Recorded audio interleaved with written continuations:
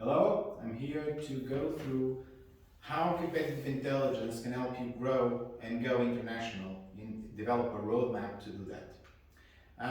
My name is Madueira and I'm the managing partner of Uber Brands. Okay, a little bit about myself. I'm an international executive with more than 2.5 decades of experience in international companies. That goes from startups to very big, large organization multinationals. I'm also a teacher and a consultant, and I'm finishing my PhD on this area, information management, and specifically for competitive intelligence and their impact on performance of organizations.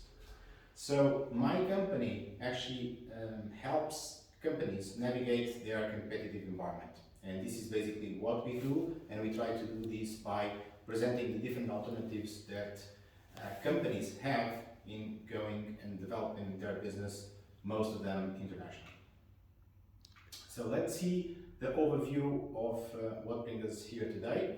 We are going to address 4 different pillars. The first one is the decision-making environment, and just for you to understand how critical we need to actually to go into understanding the latest developments that are just kind of happening right now and how can we address them going forward. The second point is the competitive intelligence itself. So how can competitive intelligence help you to navigate these disruptions that are happening right now? The third pillar is actually kind of how you can use innovation to also address these opportunities, these threats and these challenges that the disruptive events cause. And finally, you have the international business development and how you can develop a roadmap going international. So let's go into the decision-making context. Okay. So basically, we live in a VUCA world. VUCA meaning volatile, uncertain, complex, and ambiguous. This basically means that the status quo is not an option. It's very hard to foresee the things that are going to happen. It's very hard also to understand what are the causes and what are the effects. And even if we know them, it's very hard to understand the impact, if it's going to be a large impact or a small impact. So on top of this VUCA world, which is basically how the military actually kind of develop or actually define the competitive environment, namely in kind of situations of war and guerrilla, we have the change drivers. And basically we have 3 types of change drivers that we can address. The first one is social, and basically we try to understand how the consumer is actually kind of impacting our business. The second one is the technology, and how can we use technology to address the social, in this case, the consumer needs. And finally, how can we make business by satisfying those needs with this specific technology, okay? So there are a range of challenges that we have in both of these 3 areas. So social, we have the social consumer, which is the consumer that actually kind of crowdsources their decisions. In technology, we have the maturity of technologies like, for example, artificial and machine learning, okay? And finally, in terms of business, you have the business model innovation and how can you develop new business models and actually compete on business models rather than just on products. So the result of all these kind of change drivers is that we have now a huge amount of information. So we call this the data deluge. Data deluge meaning that, for example, in 2009, humans created more information than in the previous 5,000 years. If we pick actually the 2009 here, we see that this information is even growing exponential and will continue to grow exponentially. So basically, we are drowning in a sea of data and information. So we live in information overload. We live in a VUCA world with a lot of change drivers potentiating that VUCA even further, and with a huge amount of information, which make us stand a little bit lost, confused, perplexed, disoriented sometimes. Okay, so this is the challenges that we face. In order to address this, we need competitive intelligence. So competitive intelligence, as I'm going to present next, is the discipline that makes sense of this world and help you navigate the competitive environment. Okay?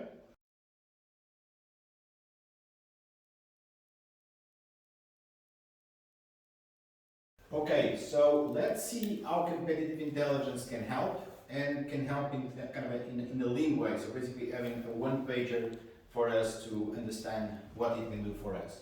So going back to the definition, CI is the process and forward-looking practices. So basically we are facing the future, we try to make decisions that are upcoming. And we do that by producing knowledge, so basically insights that are going to be verified truth in the future about the competitive environment to increase the performance of organizations. Okay? So a very important distinction between data, information, insight, intelligence, and knowledge. Basically, normally analytics, which is basically what we normally do, for example, dashboards, these are at this level. What we want to do is basically understand what that means, turn that into an insight, understanding the situation or the problem, and be able to convert that into actionable insights, meaning we need to make decisions on those insights, and then we want those insights to be as high quality as possible, meaning that they will verify true in the future. So basically you want to act when you have enough insights, but you want these insights to be true. Okay, so if, for example, if you have two of your competitors actually kind of merging, or for example, there is a round of investment into another startup, you want to understand how that is going to impact you. Is that going to be good because they will actually expand the market, or that is going to be bad because they are going to concentrate, for example, the market share into them. So they are actually going to steal market share from you, or potential market share from you. So competitive intelligence develops insights to the full competitive environment. Okay? So the idea is to go from the macro forces here and how they impact the market, namely kind of the different geographies, how you can understand the consumer and their needs, how you can actually kind of understand what's going on in the industry and how you can adapt your product or service, and basically how you can develop your best strategy and also understand the competitor's strategy. So for example, with the different situations and disruptions that we are facing now, you need to understand kind of how, for example, the pandemic, which is basically on the environment macro force, how that is going to, for example, to impact your market. How it's going to affect the consumer, their habits, how it's going to affect the product, the channels that you sell through, and even you and your competitors. Okay? So this will give you insight on how you can actually manage your strategy, how you can execute your strategy. So the idea is for you to basically match your offerings and capabilities with the stakeholder needs. So you want to move from here, which is your circle, and you want to overlap stakeholder needs and basically improve this area here, which is the sweet spot, which is where your competitor offerings cannot match your own. So basically you want to develop your unique offerings to the stakeholders. Okay? So for you to do it in a one-pager, I developed this framework. This framework actually allows you to address the VUCA world that we live in, so the pandemics, the wars, and even the technologies disruptions that are coming. So we can understand the external impacts and trends. This, of course, will impact the industry, and you want to understand what are the change drivers, basically the things that are impacting the profitability of an industry, and you want to make the most out of these in order to come up with your own strategy. But at the same time, you need to understand what is all your competitors' strategy, or at least the strategic competitors, so you actually kind of position yourself and avoid for example, price wars and going completely against what your competitors are offering. So if you understand the external impacts, the change drivers to industry profitability, and the likely future direction of competitors, you will be able to actually future the shape of the industry. And you can play a role in the leadership and in the development of the industry. So that hopefully will actually bring you much more growth than your competitors and much more profitability. So this is basically the summary of this session. So as I said, you need actionable insights on the competitive environment to increase your performance and actually to sustain the performance over time. So to do this, you need the tool that you just saw in order to be able to future shape the industry. So the third pillar is how, after you identify the opportunities and threats, how can you make the most out of it? If you need to adapt your product or if you need to adapt your business model, how can you actually do this, okay? And to do this, you need to have in consideration the different parts of innovation. So innovation starts with creativity, kind of creating something new, okay? To do this, you need to understand what are the needs, because you don't want just to create something new. You want to create something new that the consumers and customers actually need. And you need to understand what technology do you have available to make this come true. Secondly, you need to make sure that whatever you create here actually fits the strategy, actually fits the environment that it's outside, the internal environment, so if you are actually capable of delivering on this. And thirdly, if you can deliver on this, fitting the external environment, and also making sure that you account for competitor moves, okay? So this is basically how you can actually kind of compete through innovation. And finally, and this is kind of a critical for innovation, you need to deliver the function over the cost, and you need to deliver on this promise. So basically you need to supply or to offer something that the consumer and customer can actually buy, so function over cost, and you need to make sure that what you promise you can actually deliver upon. So this will be the viability part of the business. So you can actually make money with this. People will actually buy your product. So innovation is more and more as the survival strategy, because if you don't innovate, kind of your competitors will actually kind of bypass you and will have kind of a more success than you. And of course, if you don't have the performance, it's going to be difficult to actually to grow, to get money, and also to get new investors on board if you are actually scaling up and you need money. So the second point in this innovation part, which is really relevant, is that you cannot just innovate on product or service. You actually need to innovate on process, so become more efficient, so economies of scale, economies of experience, but or even kind of a process mining. But you also need to compete on business models. So it's not just the product itself, you are also competing on the way you actually monetize your value proposition. So finally, and how can you make this true and make it a reality? You need to have a process, an innovation process, an innovation program that addresses all these parts. So we at Uber Brands actually develop innovation. So innovation is a process that starts with auditing the capabilities, okay?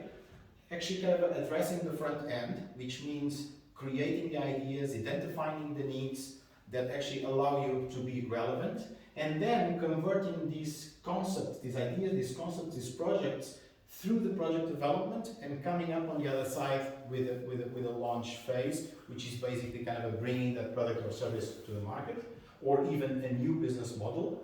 And finally, you need to evaluate the results of the innovation projects, and if working, how can you even improve it? So you need to have a cycle, iterative approach to innovation, because if you stop, again, you'll be bypassed by your competitors, okay? So as I said, innovation is creating something new, which makes sense in terms of strategy, but also deliver the value in the end. So you have to have a total innovation approach. You need to be developing new products, new processes, and new business models. You have to have an holistic approach. In our case, we developed innovation, again, from end to end. Finally, considering that you have identified the opportunities, have the right products, the right business models, how can you scale these internationally? So if you want to go international, you need to have in consideration two things. You have to have your ownership advantages, so the firm-specific assets, so the things that are unique to your organization, but you also need to identify what the countries that you are targeting can actually offer you. And from the interaction of these two advantages, you can actually develop the best strategy to address that country. So the first thing you need to do is understand what is your strengths, what is your firm's specific assets, what is your unique advantages versus the competitor. To do this, you need to compare yourself across the value chain, and you need to compare yourself with kind of your key competitors. So in order for you to understand where should you increase your capabilities in order to compete. Secondly, you need to understand the country that you are going to. And if you did the previous analysis that I mentioned, the intelligence funnel, you will basically already have covered all of these. So this will actually go from understanding the firm strategy and the structure of the industry to the demand conditions, to the supporting and related industries, but also the supplier conditions. So how can you actually have access, for example, for the inputs that you need to produce your product or service. You need, on top of all this, to understand which type of relationship you have with the government of that specific market. So in order for you to guarantee that you can enter the market and you can enter the market successfully, but you also need to consider and do a what-if analysis and understand what were the things that could actually kind of really potentiate your success or actually annihilate your success. Okay, and this is actually to kind of to make sure that you integrate chance into your strategy.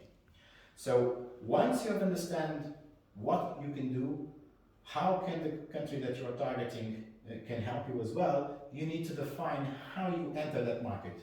So for that, you have several entry modes that you can consider. Now the question is, how should I choose the entry mode? Okay, so in order to do that, there is this model called the OLI framework, which basically tell you if you have ownership advantages, you can actually go and address any market. If you don't have ownership advantages, then of course there is no point of you going international because you will not be able to compete in your own market, nevertheless actually kind of compete on another market. So if you have ownership advantages, you should consider going into another market, and you should consider if there are any location advantages on that market. If you do have location advantages, then you should think, should I produce it myself in that specific market? Or for example, should I actually outsource? So if you need to produce it yourself, then you would go, for example, for a direct investment strategy. If you don't have location advantages, if the country that you're going to doesn't give you any kind of advantages, then you should produce in your own country and export. Again, you need to consider logistic considerations and supply chain considerations, but that would be the entry mode. And finally, if for example, if you don't have internalization advantages, so if you don't need to do it kind of internally, then you can outsource, and for example, you can choose an entry mode like licensing. Once you have that, and because again, we already have the firm specific advantages identified and the competitive advantages, the country specific advantages identified, you can position yourself into one of these quadrants, which will give you the generic strategy. So you go for cost leadership, for differentiation, or for focus, for example, if you are on this quadrant. Finally, once you define the entry mode, the initial entry mode, you can then think and imagine that you were in this entry mode here, so you would be exporting indirectly, so you'd sell to someone in your own country, which would then export to another country. You can then say, okay, this is just a start, and we can go up to a shared ownership mode. Okay, so this would give you the roadmap and would give you the capabilities that you need to develop in order to progress and to extract the most value out of the market that you are targeting. So, in a nutshell, basically you need a structured approach even when you go international. So you need to identify again your specific assets, the country-specific assets, and how should you enter the market and how you should develop that strategy within the market. So for this would be kind of this all integrated system that I just showed to you. And as a wrap up, when you're scaling up, please consider these 4 areas and Please be aware that what is being asked of you is to be a really rare creature where you can actually do all of this stuff and do all this stuff in the correct way. So to do this in the correct way, you need to have a structured approach as the one that I've just showed you. So this is basically what I wanted to share with you. That's all for now. And you have my contacts in case you want to, or you have any question, or you want to contact me for further clarification.